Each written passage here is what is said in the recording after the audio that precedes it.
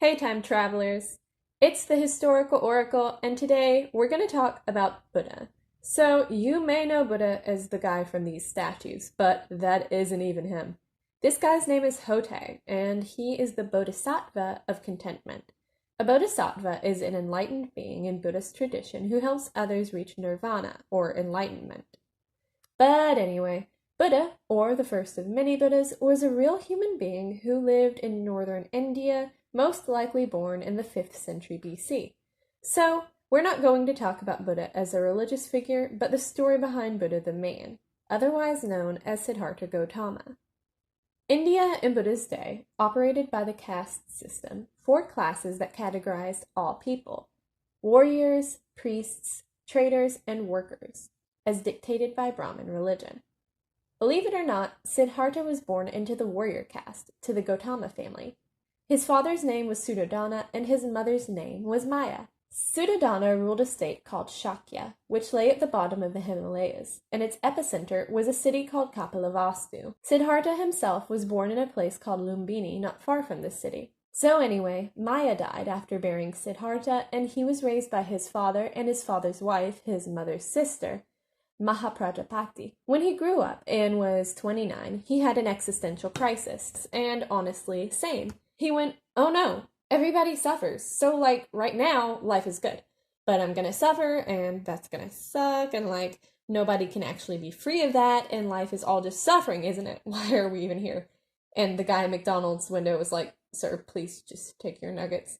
So Siddhartha went to his dad and aunt and was like, I'ma head out. The legends say he snuck out at night. Historical sources say he left with his dad and aunt's knowledge, and they were super not psyched about it. So what do you do when you move out of the house? You starve. Well, normally you don't know how to save for food yet, but Siddhartha literally chooses to starve himself for spiritual reasons to get to the bottom of this whole suffering thing.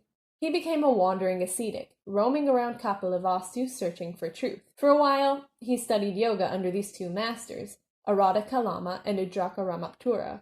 But he was like, this ain't it, chief. This whole thing is not working for me. My suffering has not ended. So he goes off in the wilderness to fast, and for some reason 5 buddies actually go along with him.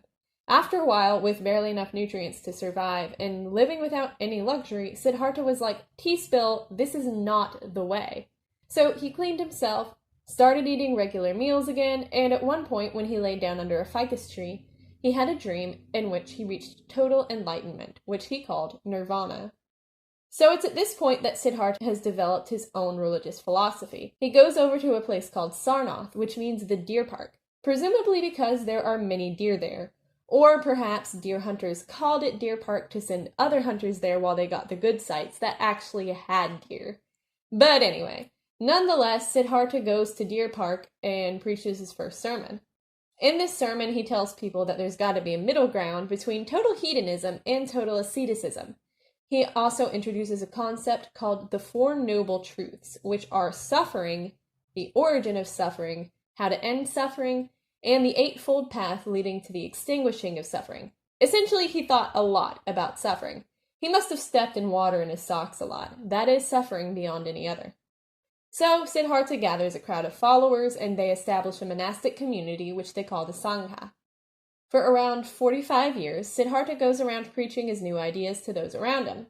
During some point, he met his son, who apparently was born before he left home, and he became a part of the Sangha too.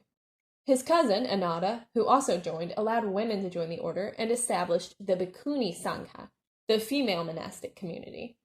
However, Siddhartha also had another cousin, Devadatta, who was not having this. He became a follower, but he caused this enormous fight within the Sangha.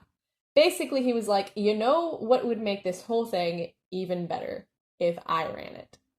And for some reason, he brought this idea to Siddhartha. He was like, hey, cousin, what if you relinquished all authority of the Sangha to me? Because, nepotism.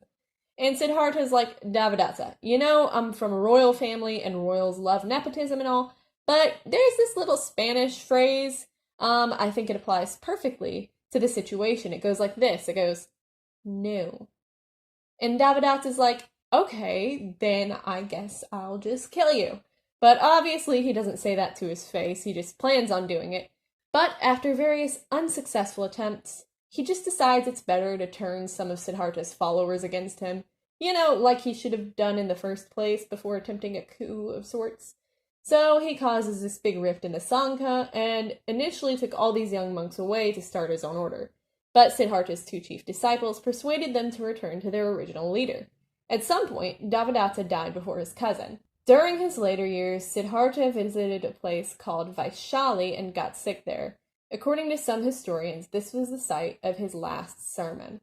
He recovered just enough to travel to Kushinagar, but there he got food poisoning and eventually died. So that's the story of the historical man behind the Buddha. If you enjoyed today's video, please leave a like and comment any suggestions down below. And for more trips down memory lane, subscribe to the Historical Oracle.